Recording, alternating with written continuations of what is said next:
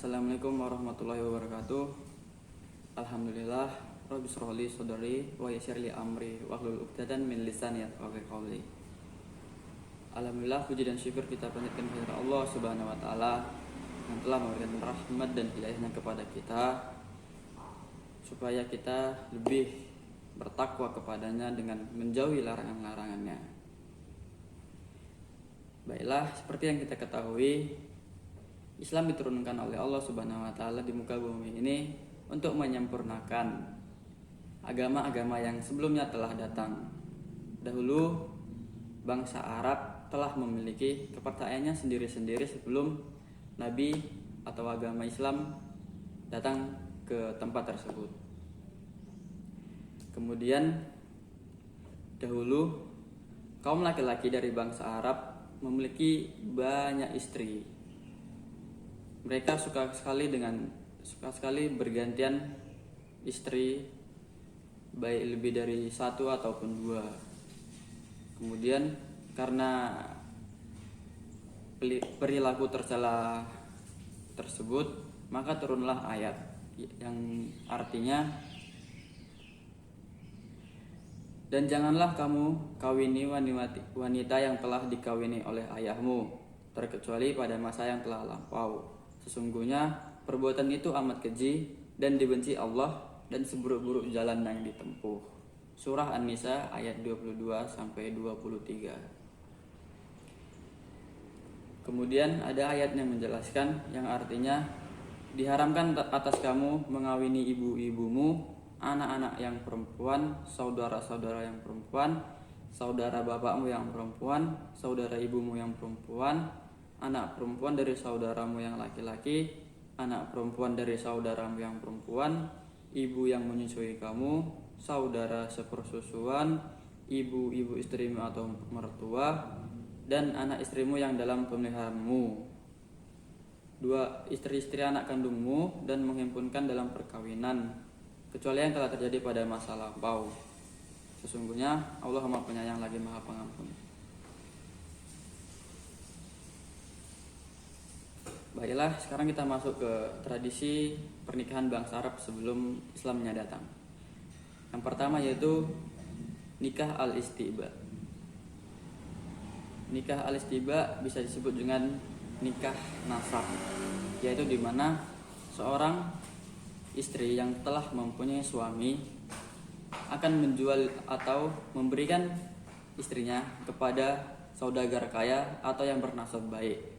Setelah nanti istri tersebut melahirkan, maka istri itu akan diambil oleh saudara kaya itu.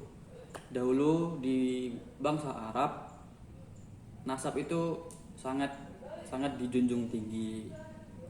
Karena bila nasabnya tidak jelas, itu menjadi sebuah aib bagi keluarga tersebut.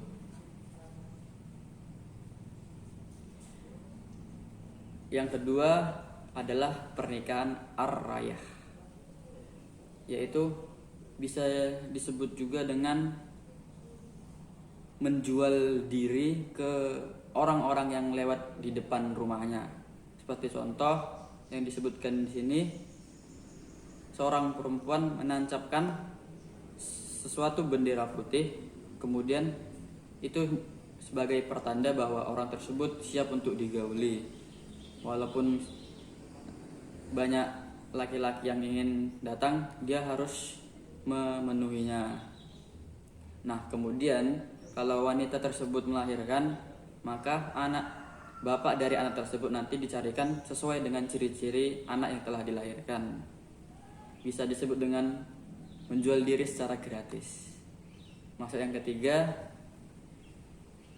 pernikahan arrah. Pernikahan arah ini dilakukan sekitar 10 orang yang menggauli satu orang. Ini berarti hampir sama dengan pernikahan arayah tadi.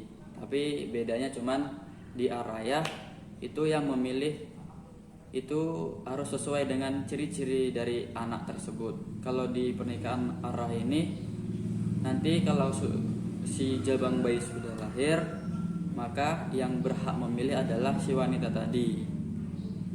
Kemudian lelaki yang dipilih harus mau untuk menjadi bapak si lelaki tersebut.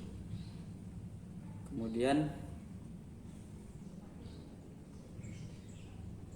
turunnya ayat yang telah saya sebutkan tadi itu sebagaimana dikutip oleh Asy-Syuyuti dalam Ad-Durar Al-Mansur, karena pada zaman dahulu ketika orang-orang Arab jahiliyah meninggal dunia, kerabat dekatnya, salah satunya anak, bisa menikahi istri dari orang tersebut atau ibunya sendiri. Wallahu a'lam bishawab. Baiklah, itu tadi pernikahan bangsa Arab sebelum datangnya Islam. Bisa kita ketahui pada zaman dahulu para wanita itu sangat tidak dihargai. Kenapa? Karena mereka menganggap para wanita tersebut tidak dapat memberikan apa-apa, beda dengan anak laki-laki. Kemudian masuklah agama Islam yang disebarkan oleh para nabi-nabi. Kemudian yang terakhir adalah Rasulullah SAW.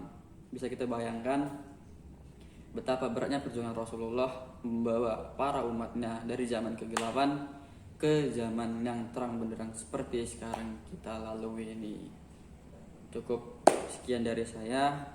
Bila ada maaf itu datangnya dari saya dan kebenaran datangnya dari Allah Subhanahu wa taala. Di sini saya tidak bermaksud untuk menggurui, tapi di sini kita sama-sama belajar. Cukup sekian dari saya. Assalamualaikum warahmatullahi wabarakatuh.